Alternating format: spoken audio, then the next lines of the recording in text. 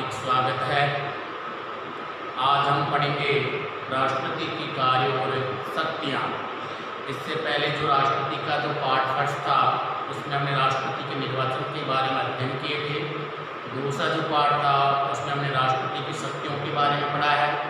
आपको पता है कि राष्ट्रपति की शक्तियों को दो भागों में बांटा गया है, आपातकालीन शक्तियाँ और सामान्य शक्तियाँ। आपातकालीन शक्तियाँ आज पढ़ेंगे। इससे पहले हम सामान्य शक्तियों के बारे में विस्तृत रूप से अध्ययन कर चुके हैं। तो आज का हमारा प्रकरण है राष्ट्रपति की आपातकालीन शक्तियाँ, जो कि हमारे संविधान के आर्टिकल 352 से लेकर के और 360 तक इनका प्रावधान किया गया है। तो कौन कौन सी आपातकालीन शक्तियाँ हैं, तो देखिए आज का जो हमारा प्रकरण है वो है राष्ट्रपति के आपातकालीन शक्तियाँ। भारत के संविधान में अनुच्छेद 352 और से लेकर के 360 तक आपातकालीन शक्तियों का वर्णन किया गया है।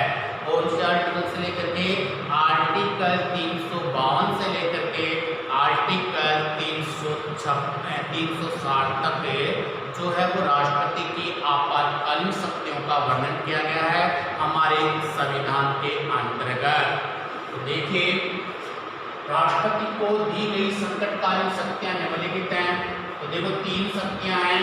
अगर हम बात करें यहाँ पर युद्ध, बाहरी आक्रमण, सशस्त्र विद्रोह से संबंधित संकट कार्यों की व्यवस्था की गई है। कौन से आर्टिकल के तहत है?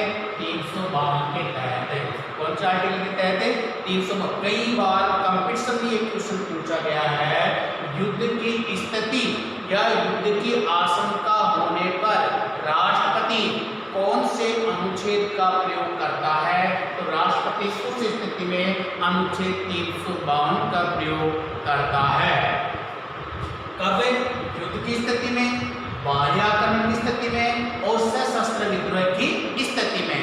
44 संविधान संशोधन से पहले भारत के अंदर अशांति स्थापित होने की स्थिति में भी आर्टिकल 352 का प्रयोग किया जाता था, लेकिन 44 संविधान संशोधन 1978 के तहत अब अशांति होने पर आपातकाल की घोषणा नहीं की जा सकती। उसकी जगह सशस्त्र विद्रोह की स्थिति में जो आपातकाल की क्या की जा सकती है, घोषणा की जा सकती है। कई बार कंपटीशन क्वेश्चन पूछा गया है कि आंतरिक अशांति होने पर जो आपातकाल की घोषणा की जाती थी उसको कौन से संविधान संशोधन के द्वारा हटाया गया है? तो वो है 44वां संविधान संशोधन। कौन सा संशोधन है वो? 44वां संशोधन, जो कब किया गया था? 1978 में। दूसरी आपातकालीन शक्तियां राज्य की संवैधानिक व्यवस्था असफल होने पर। किसकी? राज्य की। कौन सी व्यवस्था? संवैधानिक व्यवस्था होने पर हम कौन से आर्टिकल का प्रयोग करेंगे? अनुच्छेद 356 का प्रयोग करेंगे। अगर किसी राज्य का शासन संविधान के निर्देशों के अनुसार नहीं चल रहा है या संविधान के कानून और नियमों के अनुसार नहीं चल रहा है, तो उस स्थिति में राष्ट्रपति आपातकाल की घोषणा करता है तथा शक्तियां राज्यपाल को सौंप देता है या स्वयं अपने हाथ में ले लेता है। ठीक है।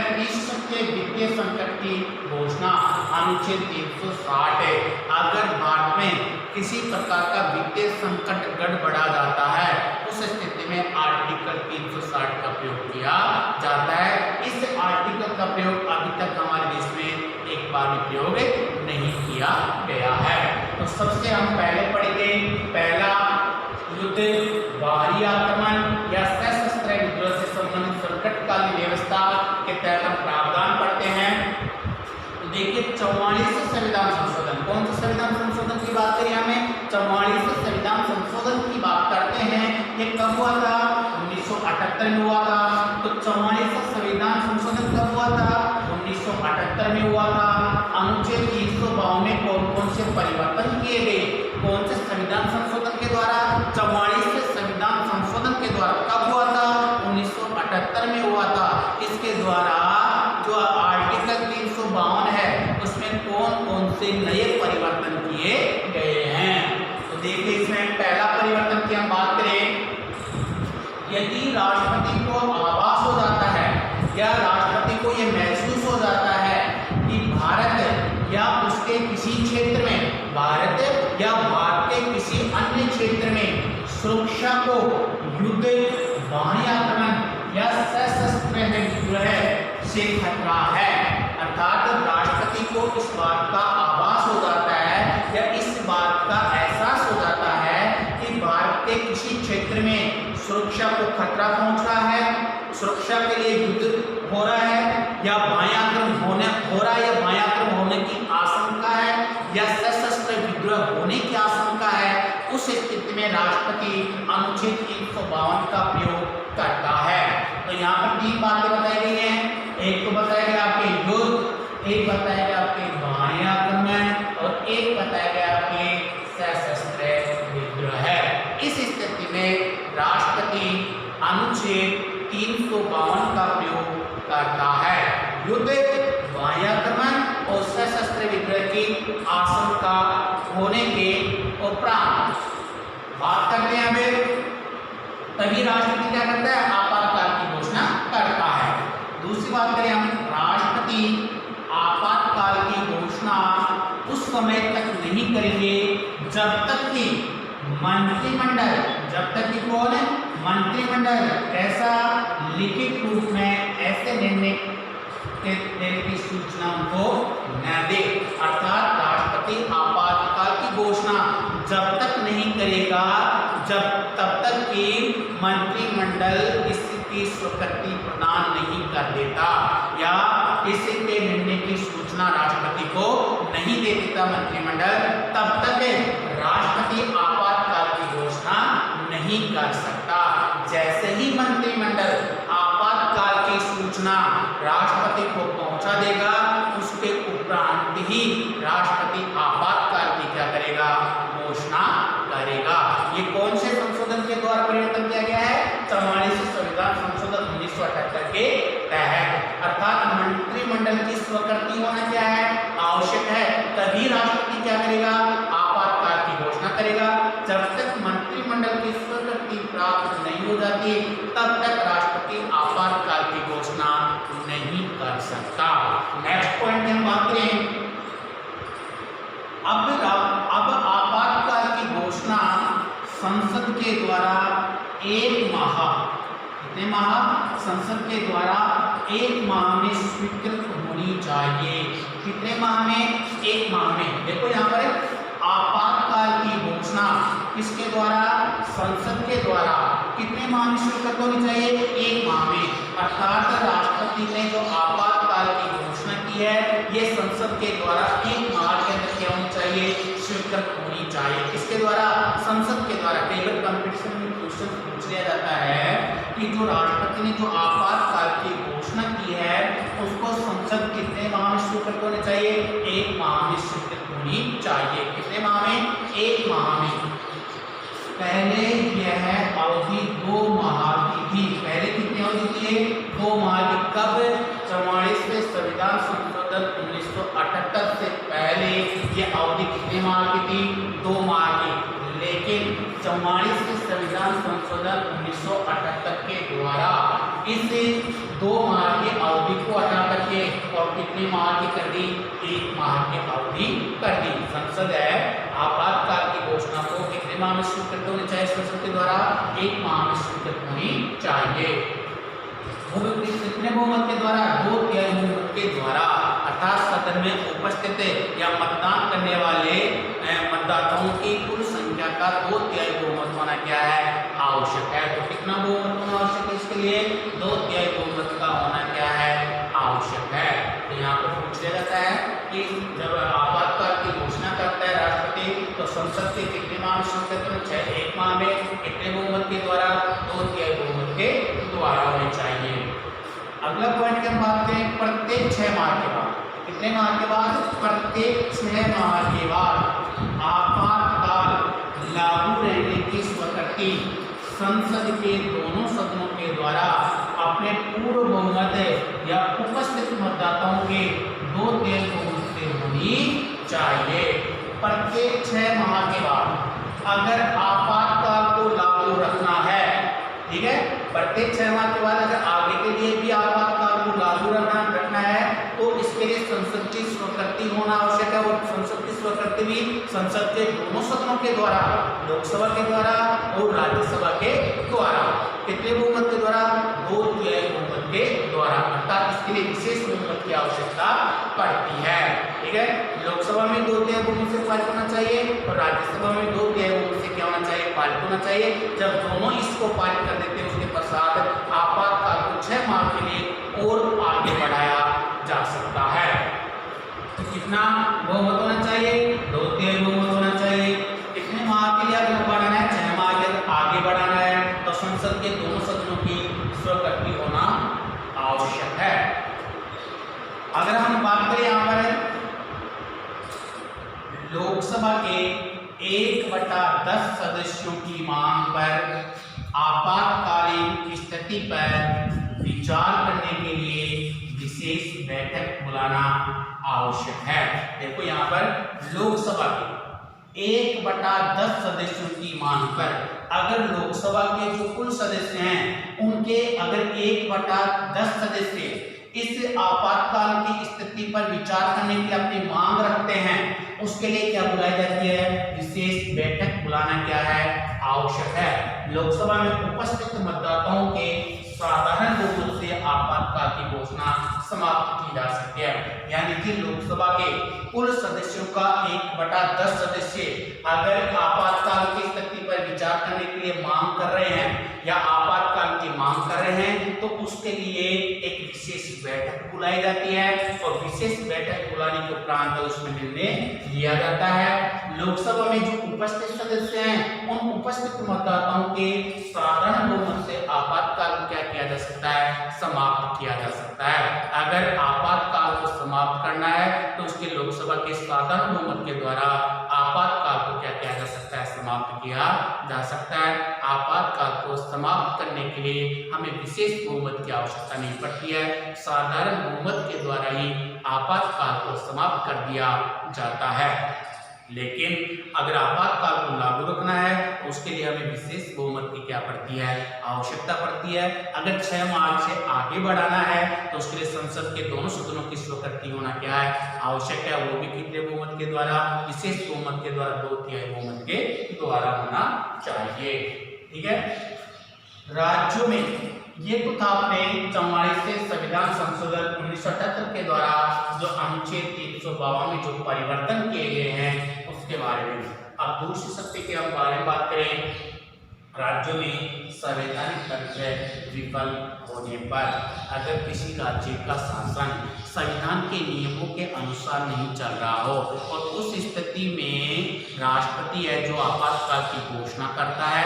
अब राष्ट्रपति जो आपातकाल की घोषणा करता है इसके लिए राज्यपाल की स्वीकृति लेना आवश्यक नहीं है। ठीक है।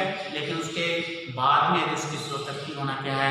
आवश्यक है। तो राज्यपाल को अपनी शक्तियां क्या कर देता है? सौंप देता है।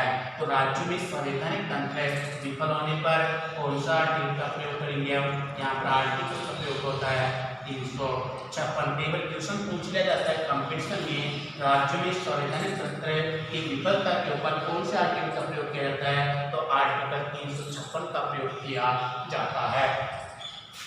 यदि किसी राज्य में संविधान के अनुसार शासन का संचालन करना असंभव हो जाए तो राष्ट्रपति वहां आपातकाल की घोषणा करके वहां की शासन व्यवस्था अपने हाथ में ले लेता है या शासन व्यवहार को वहां राज्यपाल को सौंप देता है। देखिए यहाँ पर समझिए कि जब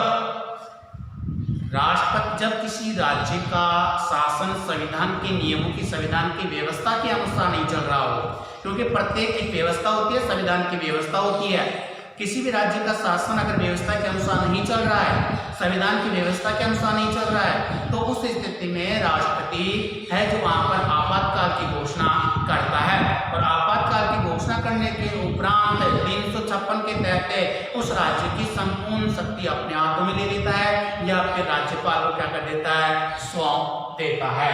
तो कौन से आर्टिकल देता है? 356 के तहत राष्ट्रपति वहां आपातकाल की घोषणा करके वहां की शासन व्यवस्था अपने हाथ में ले लेता है या फिर शासन व्यवहार को है जो किसके हाथों में सौंप देता है? राज्यपाल के हाथों में सौंप दे देता है। संसद की स्वीकृति के बिना राष्ट्रपति की ये घोषणा 2 माह तक लागू होती है। कितने माह तक लागू होती है?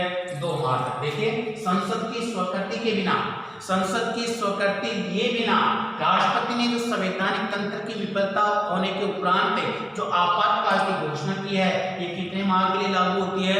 2 माह के लिए लागू होती है। कितने माह के लिए? 2 माह। अगर 2 माह के बाद में इसको आगे बढ़ाना है तो फिर इसके बाद में संसद की स्वीकृति लेना क्या है? आवश्यक है। लेकिन संसद की स्वीकृति के बिना कितने माह के लिए? 2 माह तक लागू रह सकती है। यदि आपातकाल की घोषणा ऐसे समय में की गई है, अगर संवैधानिक तंत्र विफल होने पर आपातकाल की घोषणा ऐसी स्थिति में की गई है कि उस स्थिति में लोकसभा नहीं चल रही है, अर्थात लोकसभा भंग हो चुकी है। लोकसभा क्या हो चुकी है? भंग हो चुकी है।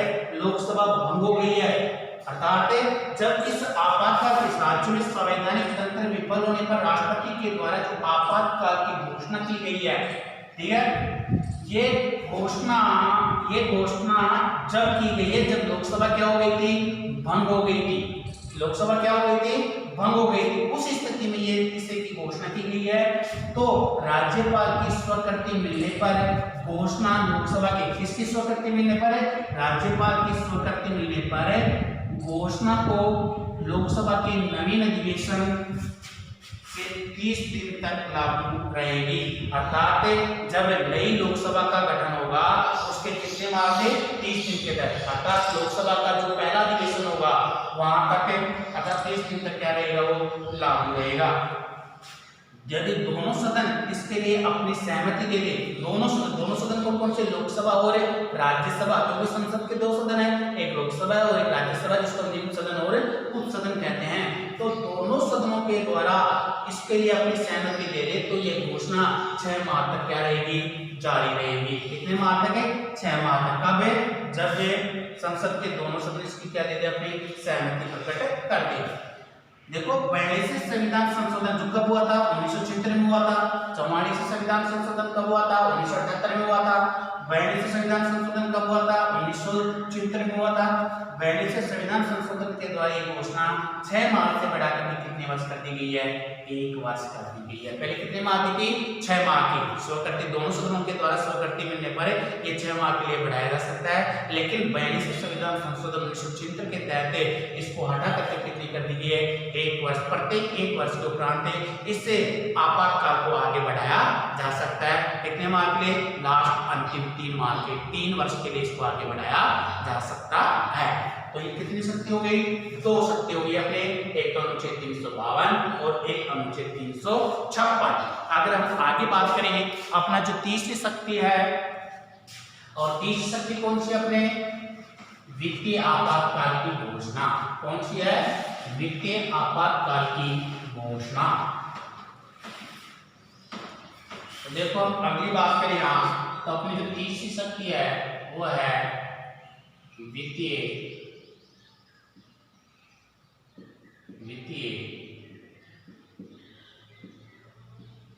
वित्तीय आपातकाल की घोषणा। वित्तीय आपातकाल की घोषणा जो हमारे संविधान के आर्टिकल 360 में दिया गया है। अगर हमारे देश में किसी प्रकार की वित्तीय स्थिति डगमगा जाती है तो उस स्थिति में राष्ट्रपति के द्वारा वित्तीय आपातकाल की घोषणा की जा सकती है। कई बार कंपटीशन पूछ लिया जाता है, वित्तीय आपातकाल की घोषणा कब की जाती है? अनुच्छेद 360 के तहत। अभी तक हमारे भारत में वित्तीय आपातकाल की घोषणा एक बार भी नहीं की गई है, लेकिन ये किसके द्वारा की जाती है? राष्ट्रपति के द्वारा की जाती है। जब हमारे देश का आर्थिक संकट है या आर्थिक ढांचा गड़बड़ा जाता है, उस स्थिति में राष्ट्रपति वित्तीय आपातकाल की घोषणा करता है। ठीक है, तो ये थे अपने राष्ट्रपति की आपातकालीन शक्तियां। पहला है युद्ध, बाह्य आक्रमण, युद्ध है, बाह्य आक्रमण है, सशस्त्र विद्रोह है। इस स्थिति में राष्ट्रपति अनुच्छेद 352 का प्रयोग करता है। राज्य में संवैधानिक तंत्र विफल होने पर अनुच्छेद 356 का प्रयोग किया जाता है। वित्तीय आपातकाल की स्थिति में अनुच्छेद 360 का प्रयोग किया जाता है। 44 संविधान संशोधन 78 के द्वारा हमारे यहाँ पर जो ये परिवर्तन किए गए हैं। यहीं से कई बार है जो आपके कई एग्जाम में ये कंपटीशन पूछे गए हैं। ये आज का जो हमारा टॉपिक था राष्ट्रपति की आपातकालीन शक्तियां, ये चैप्टर आज हमारा पूरा कंप्लीट हुआ। नेक्स्ट क्लास में हम पढ़ेंगे आगे की जानकारी। धन्यवाद।